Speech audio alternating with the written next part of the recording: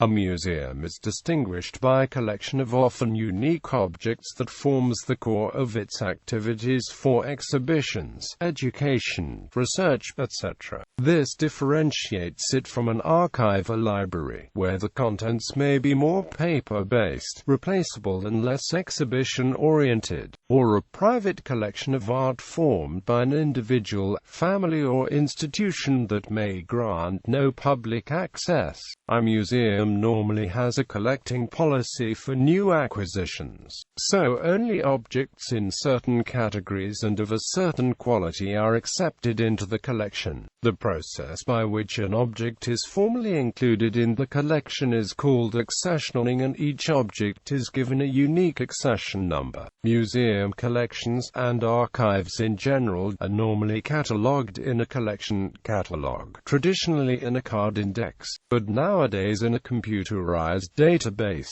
Transferring collection catalogs onto computer-based media is a major undertaking for most museums. All new acquisitions are normally catalogued on a computer in modern museums, but there is typically a backlog of old catalog entries to be computerized as time and funding allows. Types of museum collections are widely varied. There are collections of art, of scientific specimens, of historic objects, of living zoological specimens, and much more. Because there are so many things to collect, most museums have a specific area of specialization. For example, a history museum may only collect objects relevant to a particular county or even a single person, or focus on a type of object such as automobiles or stamps. Art museums may focus on a period, such as modern art, or a region. Very large museums will often have many sub-collections, each with its own criteria for collecting. A natural history museum, for example, will have mammals in a separate collection from insects. Because museums cannot collect everything, each potential new addition must be carefully considered as to its appropriateness for a given museum's defined area of interest. Accessioning. Accessioning is the formal, legal process of accepting an object into a museum collection. Because accessioning an object carries an obligation to care for that object in perpetuity, it is a serious decision. While in the past many museums accepted objects with little deliberation, today most museums have accepted the need for formal accessioning procedures and practices. These are typically set out as part of a museum's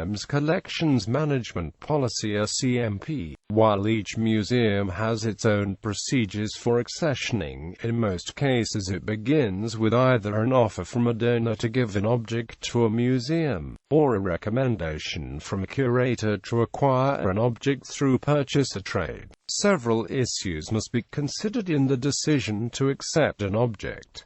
Common issues include: is the object relevant to the museum's mission and its scope of collecting, as defined by its governing body? Was the object lawfully acquired, and if foreign in origin, imported in compliance with international law? Does the owner of an object have legal title to the object and therefore the right to transfer it? Are there any other parties with an interest in the object? Is the object encumbered by any legal obligations or constraints? Would the object pose any threats or dangers to other objects or staff? Does the museum have the resources to properly care for the object? Is the object encumbered by any donor restrictions? Answering these questions often required investigating an object's provenance, the history of an object from the time it was made. Many museums will not accession objects that have been acquired illegally or where other parties have an interest in the object. In art museums, special care is given to objects that changed hands in European countries during World War II and archaeological objects unearthed after the 1970 UNESCO Convention covering the transport of cultural property. Other disciplines have different concerns. For example, anthropology museums will pay special attention to Native American objects that may be subject to repatriation, and paleontology museums may look carefully at whether proper permitting procedures were followed when they are offered fossil collections. While in the past, museums often accepted objects with donor-based restrictions, many museums today ask that gifts be given unrestricted. Common donor restrictions include requiring that an object always be exhibited, or that collection stays together. However, such restrictions can prevent museums from changing their exhibits as scholarship evolves and may introduce conservation issues for delicate objects not suited to continued display. Final decision to accept an object generally lies with the museum's board of trustees. In large museums, a special committee may meet regularly to review potential acquisitions. Once the decision has been made to accept an object, it is formally accessioned through a deed of gift and entered into the museum's catalogue records. Each object is given a unique catalogue number to identify it. Objects are then packed for appropriate archival storage, or prepared for exhibition or other educational use. Care. Once accessioned into the collection, museum objects must be appropriately cared for. New objects may be examined by conservator and treated for any pre-existing damage. The object is then catalogued by a curator or other specialist with knowledge of the object's importance and history. The object will then be given an appropriate storage location. Museum storage conditions are meant to protect the object and to minimize any deterioration. This often means keeping objects in a stable climate, preventing exposure to pests, minimizing any handling, and using only archival materials that will not deteriorate or harm the objects. Object safety also include providing appropriate security, and planning for disasters and other threats, and making sure that museum staff are trained in proper handling procedures.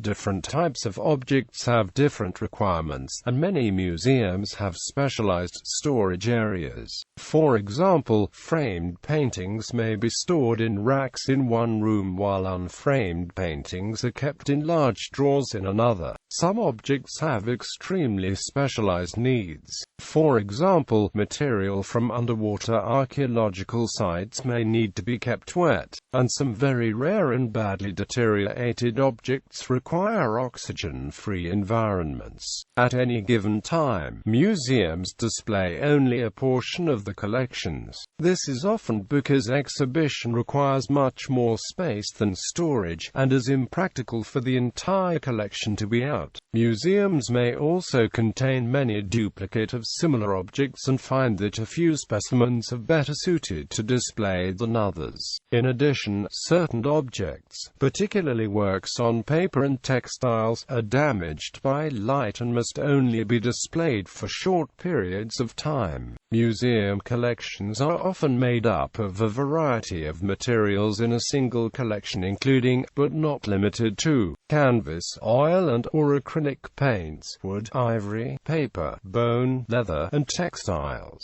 The biggest conservation issue for museum collections is the fluctuations in relative humidity and temperature. Relative humidity is a measure of the percentage of saturation of the air. Temperature is not as important to the life of a work of art, but it is true that chemical reactions occur faster at high temperatures. However, a museum must take into account the comfort of its staff and visitors, and it has been widely accepted that 68 degrees Fahrenheit to 75 degrees Fahrenheit does not cause a lot of problems for most artifacts and is comfortable for most humans.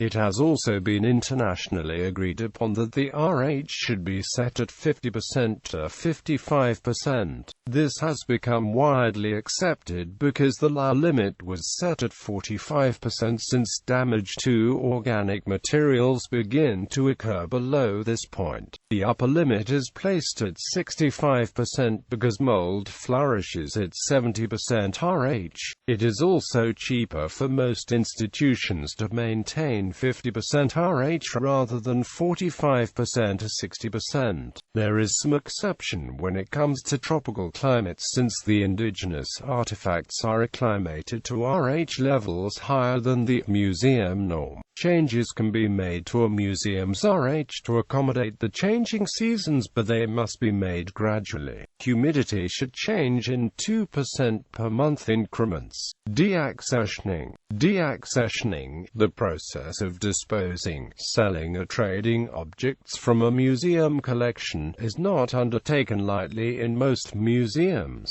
There are ethical issues to consider, since many donors of objects typically expect the museum to care for them in perpetuity. Deaccessioning of an object in a collection may be appropriate if a museum has more than one example of that object and if the object is being transferred to another museum. It may also be appropriate if an object is badly deteriorated or threatening other objects. The decision to deaccession includes two parts.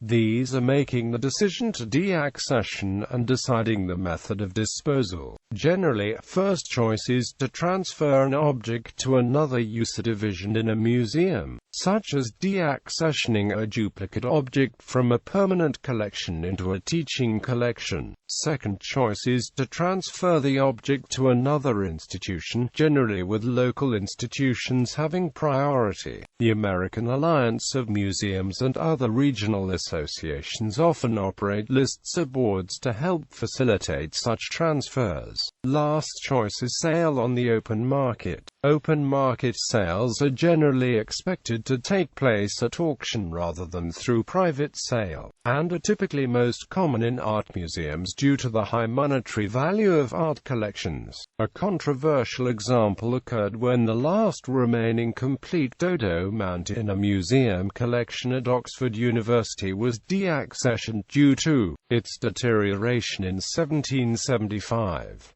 Another case was the sale of a J.M.W. Turner painting in the collection of Royal Holloway, University of London, to the Getty Museum to fund the maintenance of the building, despite the fact that the original benefactor had expressly requested that the collection be kept intact. Many ethical guidelines for deaccessioning require that the funds generated by disposing of collection items be used only to increase or maintain the remaining collection. For example, the International Council of Museums Code of Ethics states that money or compensation received from the deaccessioning and disposal of objects and specimens from a museum collection should be used solely for the benefit of the collection and usually for acquisitions to that same collection. In the United Kingdom, guidelines governing deaccessioning and other ethically difficult issues can be found in the Museums Association's Code of Ethics.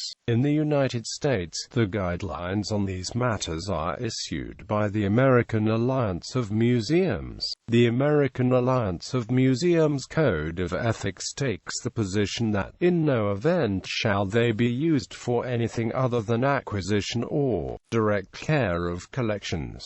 Other museums may have additional restrictions on the use of funds from deaccessioning. For example, at some museums, funds from deaccessioning a work of art can only be used to purchase a work of similar style or period, and the name of the donor of the sold work remains associated with the purchased artwork. Selling artwork to fund budget deficits and pay salaries is like burning down your house to heat the kitchen.